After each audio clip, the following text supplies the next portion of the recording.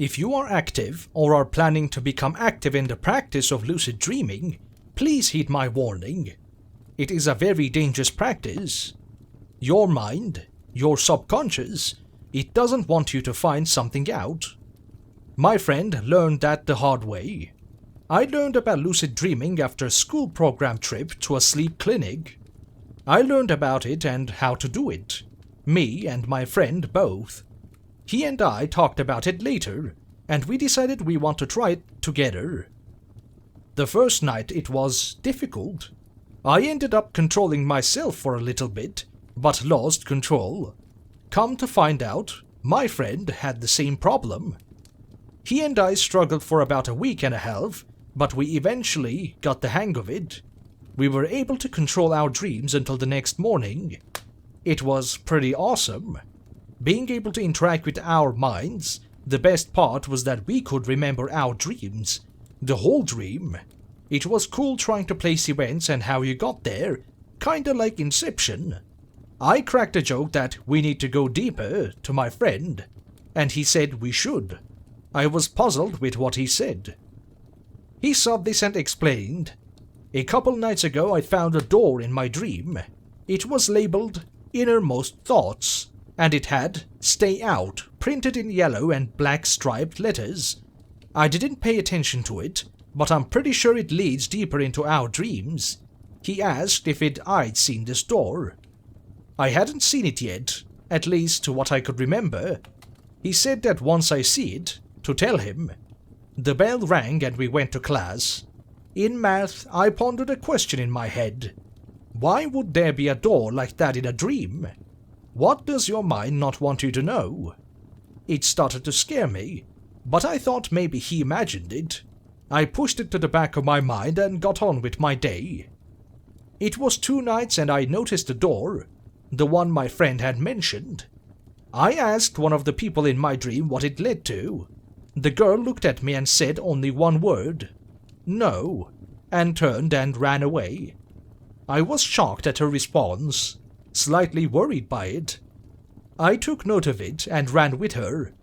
The next day I told my friend and of my experience.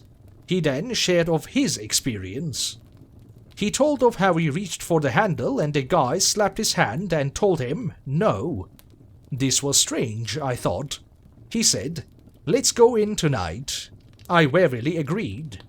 He told me not to worry about it, but I was still slightly uneasy.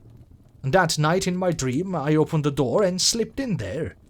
It wasn't too bad when I entered, just some old memories, even stuff I didn't know I encountered. I got a little deeper, and I felt a hand on my shoulder. I turned around and there was that girl again, except she was different, kind of twisted. Her skin was paler, she was skinnier, and she was wounded. She had a bruise on her face and a couple of cuts. Her clothing was also ripped. She looked scared even.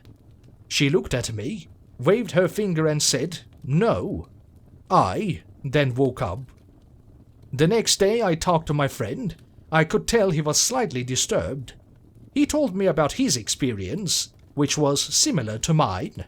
Just instead of a girl, it was a guy. We decided to try to head farther into the door. I hesitantly agreed. That night, I struggled getting into a dream. I kept thinking of what I might find. I finally was able to do it. I wandered through the dream, trying to find the door. I finally found it, and entered. I made it past where I was stopped last time. Looking at the screens the memories were playing on, I noticed something strange. These memories seemed to be from before I was born. I don't think I ever met Lewis and Clark. I got to the point where I reached 3 more doors. They were labeled Fears, Memories Continued, and Subconscious Thoughts. I wanted to see more memories, but as I reached for the door, I woke up. Damn. I talked to my friend over the phone. He sounded scared, saying that he was attacked in his dream. I got to the doors and they were waiting for me. They had clubs and brass knuckles. I couldn't run, they just beat me. I woke up with bruises and a fat lip.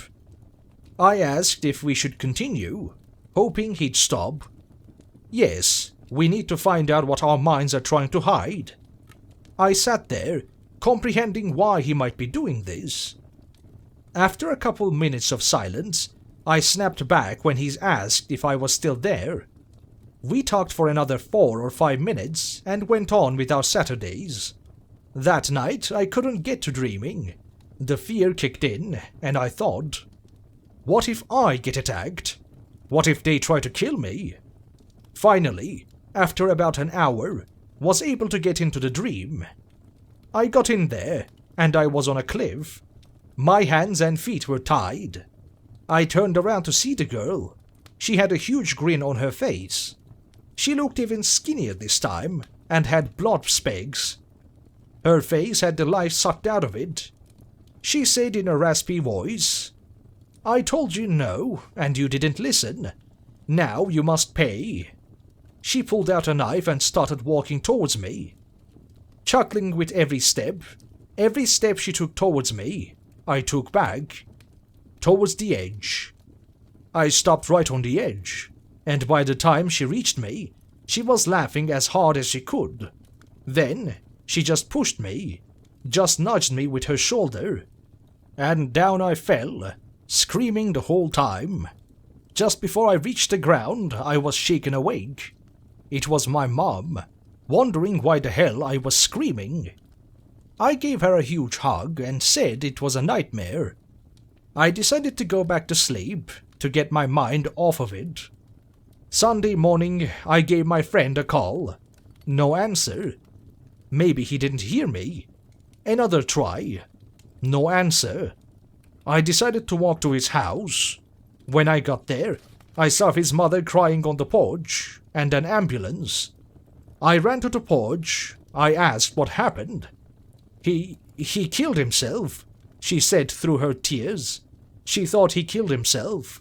I know what really happened. She handed me an envelope. He wanted you to have this. It had my name on it and it said, "Lucid Dreaming" on it. I quickly ran home to see what was inside. I went into my room and opened the envelope. It was a letter. "I'm probably not going to make it after tonight. I don't want you to get hurt, so I'm going to hope you stop. But I can't make you. But I want you to know, I knew they were going to kill me. After beating me, the boy told me that if I did it again, he will kill me. He knew what was going to happen, yet he went after it. Why? He didn't write anymore. I needed answers, so where better to find them than the people who came up with the question? I went into my mind that night, fairly early. I was eager to go in. Too eager that I couldn't do it for quite some time. When I finally did it, it was different. It was dark, and it was snowing ash. There was blood, guts and bones everywhere. I heard a distant noise. It sounded like some eating, very loudly. I followed the noise to a group of people, the kids from the previous dreams. They were eating something. I stepped closer and snapped a branch, or a bone, and they stopped, and turned. They were horrifying. They had rotten tooth smiles. They gouged out their eyes and they couldn't stop smiling. They said, in perfect dark unison, "Your friend didn't listen and he paid the price. Now it's your turn." They started walking towards me. The front one, the girl, drew a knife. I tripped and fell. She got closer. She whispered when she got to me, "You'll be one of us now." I was then awakened. My dad tackled me with a knife in my hand.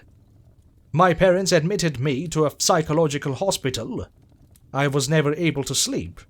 I always had dreams of them chasing me, trying to get me. How am I telling you this? This is only a note that the doctor found. I'm finally giving in. I don't know how it'll end, but it'll probably be messy. Please heed my warning. Don't let them catch you. Don't mess with your own mind.